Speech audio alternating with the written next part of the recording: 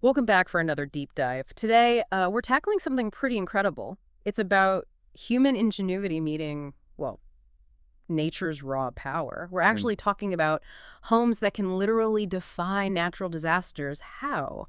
By floating. Yes, fascinating stuff. And particularly how Japan, a place that's obviously no stranger to earthquakes and increasingly now floods, is just pushing the envelope on architectural resilience. We'll be looking into how they're designing homes to, you know, move with the earth or the water instead Yeah. of just trying to stand rigidly against it. Right. So our mission today is basically to unpack a whole stack of sources we've got here. We've got engineering papers, real estate info, even some ancient wisdom thrown in. We want to show you how these ideas, which sound almost futuristic, are actually becoming reality. Get ready for some, some mind-bending architecture, but also really practical solutions. Okay, let's jump right in. This idea of a house floating during an earthquake. It sounds, I don't know, like something out of a sci-fi film. But you're saying this is real. Oh, absolutely real. The basic idea, developed by a company called Air Danshin Systems, it's actually deceptively simple, but, highly effective. Think of it like this. Underneath the house, there's essentially a large airbag. Normally, it's just deflated, sits there. An airbag. Okay, so how does it go from deflated to floating the house? And quickly, I assume. Exactly. Speed is key. They have these advanced earthquake sensors. As soon as they detect the seismic activity, the P wave basically, in less than a second, it's incredibly fast. The system activates. A compressor fires up and inflates that airbag almost instantly. Less than a second. Wow. And that lifts the whole house. The entire house. It lifts it about 1.2 inches or 3 centimeters right off its foundation. Just an inch or so. That doesn't sound like much, but I guess that's the crucial bit, disconnecting it. Precisely.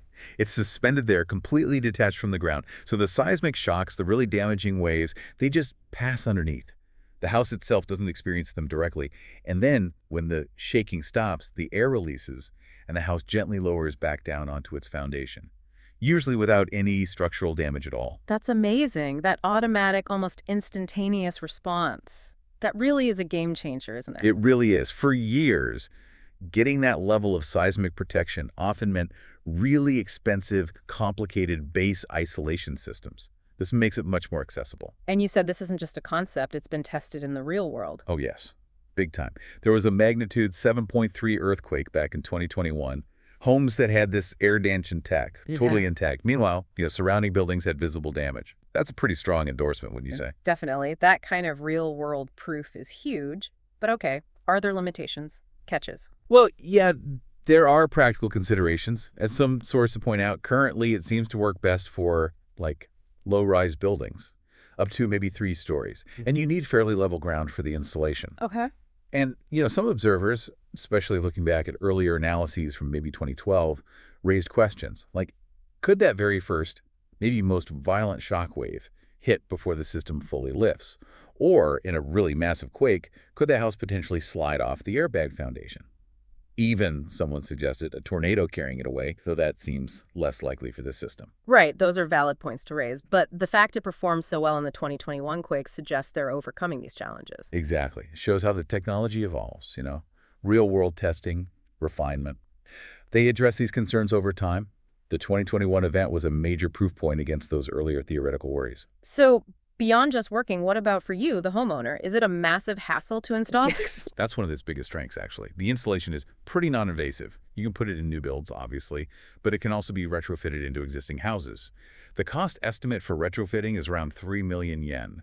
That's roughly, 37,000 US dollars? Okay, $37,000. How does that compare? Significantly cheaper than a lot of the conventional anti-seismic upgrades. Things like full base isolation can be much more costly and disruptive. Plus, it's fully automatic, needs very little maintenance, designed to last for decades. Sort of a set it and forget it safety system. Okay, so that's earthquakes covered with this air floating system.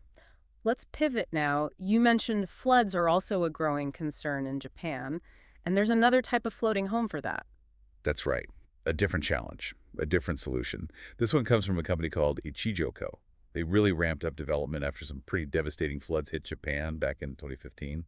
And with, extreme weather becoming more common everywhere, this kind of climate resilience is just vital. So how does this one work? It's not an airbag, I'm guessing?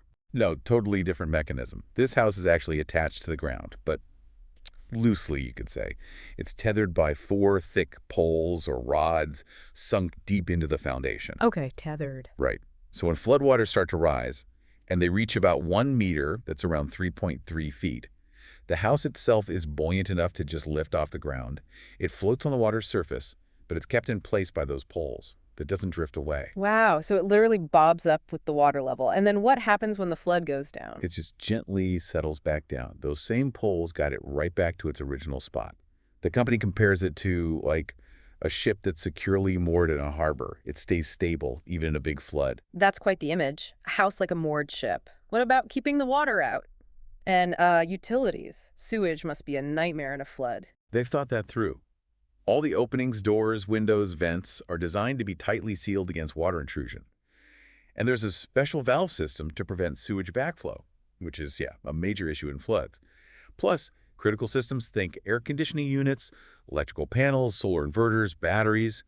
They install those higher up in the structure, out of the likely reach of the floodwaters. Smart. So this is becoming a standard option now. It's an available option, yeah, especially targeted at areas where they anticipate, significant flooding. It's about building for that specific risk. It really seems like these aren't just one-off inventions, are they? There's a deeper philosophy at play here in Japan. Absolutely. If you zoom out, these floating homes, both types, they fit into this broader Japanese ethos. It's about designing with nature, finding ways to harmonize, rather than just building bigger walls against it. I mean, think about it. Japan gets something like 1,500 earthquakes every year. Resilience isn't just a feature. It's baked into their architectural DNA almost. 1,500 a year. Wow. And this goes way back, right? I remember reading about ancient structures that seem to understand this. You're probably thinking of places like the Horyuji Temple in Nara. It's incredible. A 5-story wooden pagoda built over 1,300 years ago, and it's never collapsed from an earthquake. 1,300 years? How? What's the secret? Well, part of the genius is this central pillar, a shinbashira. It runs pretty much from the ground to the top, but crucially, it's not rigidly connected to the main structure of each floor. So when the ground shakes, the main frame can sway, but that central pillar moves somewhat independently or out of sync. It helps dampen the vibrations, dissipates the energy. It's like allowing controlled movement rather than resisting rigidly. So ancient engineers figured out vibration dampening centuries ago. In principle, yes. No. And those very ideas have directly influenced modern seismic technology. It's fascinating. And you see echoes of that even in hyper-modern buildings like the Tokyo Skytree. Exactly. The Skytree, Japan's tallest structure, uses a very similar principle, just, scaled up massively with modern tech.